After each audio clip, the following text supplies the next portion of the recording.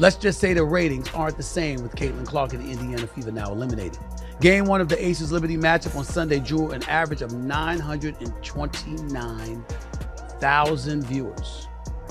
It's a good number for the WNBA on an NFL Sunday. However, that was down nearly 50% from last Sunday's Fever Sun contest. By the way, not only was viewership down, but attendance was as well.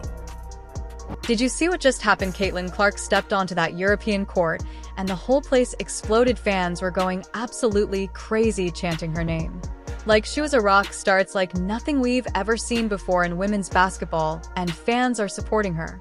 She needs to be on a better team. Now you might be thinking, wait, didn't she just leave the WNBA? That's right, and that's where things get really interesting. While Clark is lighting up Europe, the WNBA is struggling to fill seats. Can you believe the contrast? It's a tale of two worlds, and we're about to break down exactly what this means for the future of women's basketball. Picture this: a packed arena in Barcelona, fans on their feet chanting, "We want Caitlin." The energy is electric, like nothing we've seen before in women's basketball. But wait, isn't Clark supposed to be in the WNBA? What's going on here? As Clark steps onto the court, the crowd goes absolutely wild.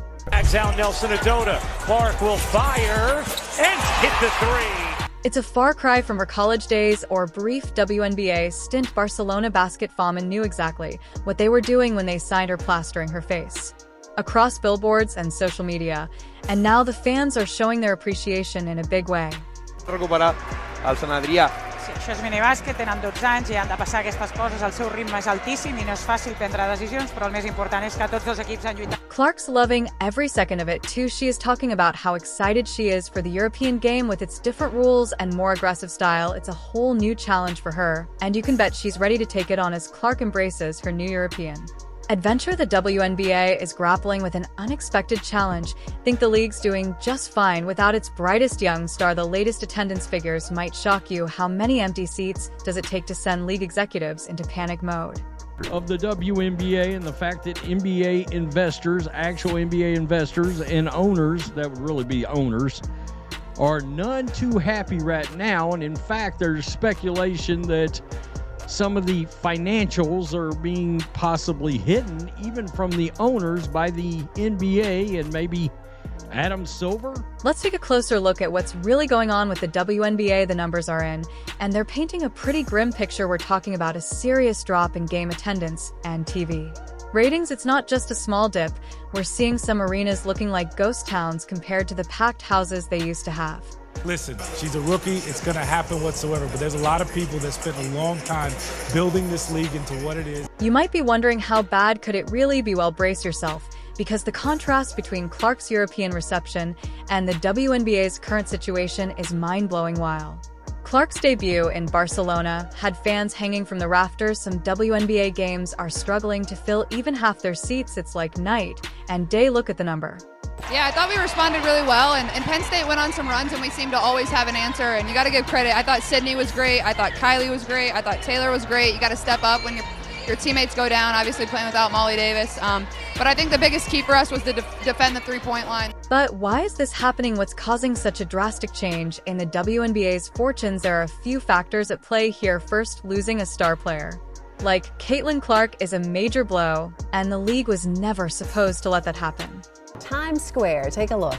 This Nike billboard honors the all-time NCAA Division I scoring leader. It features the caption, "This was never a long shot." She had been attracting fans who might not have otherwise tuned into women's basketball. Without her star power, many of those casual viewers are dropping off, which is why they're now being forced to broadcast on ESPN2. It's a real fall from grace.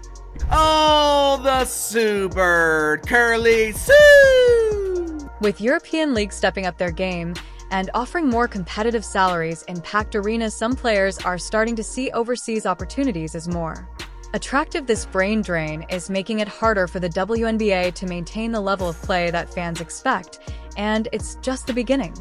The Indiana Fever select Caitlin Clark, University of Iowa.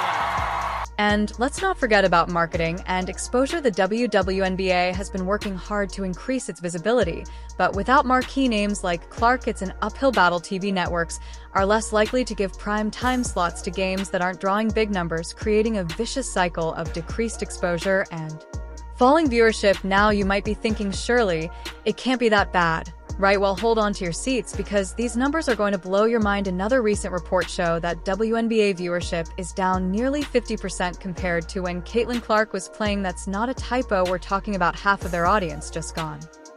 6:49 your time right now. The Caitlin Clark effect is coming to North Texas. In just hours, tickets go on sale to see the college basketball history maker in her first game in the WNBA. She makes her debuts in the pros against the Dallas Wings, and that game is expected to sell out quickly. This massive drop has sent shockwaves through the league. WNBA executives are reportedly in full-on in panic mode, scrambling to find ways to stop the bleeding. They're facing some tough questions. How do they attract new stars? How do they keep the ones they have?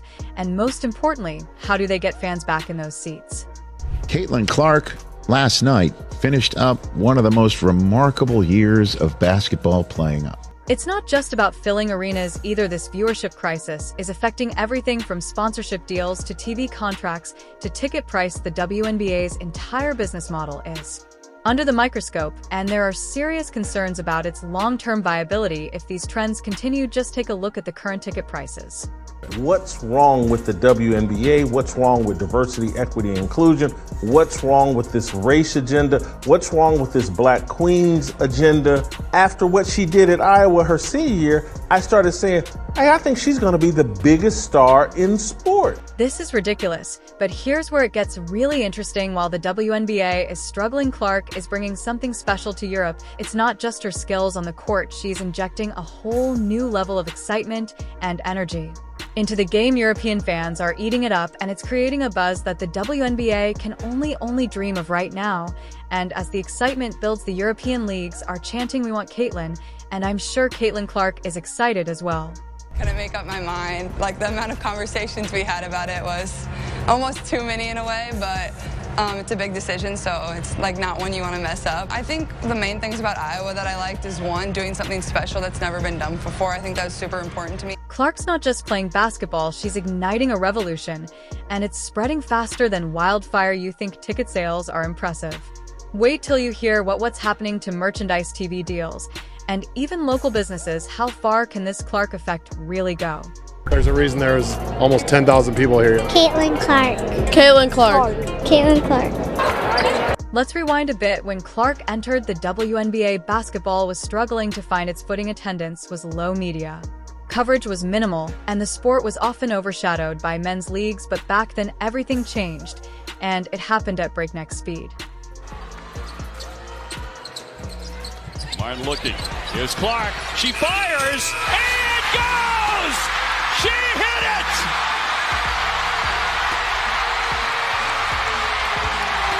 Wow! The ripple effects of Clark's presence were simply staggering. The WNBA reported that their season ticket sales had doubled since signing her. Can you believe that? Double.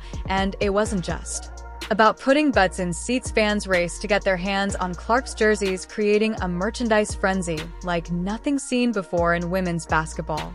But here's where it got really interesting. The Clark effect wasn't limited to the arena. Local businesses around the WNBA arenas experienced a boom on game days. Restaurants, bars, and shops were packed with fans eager to be part of the Clark experience. It was like entire cities came alive when she played.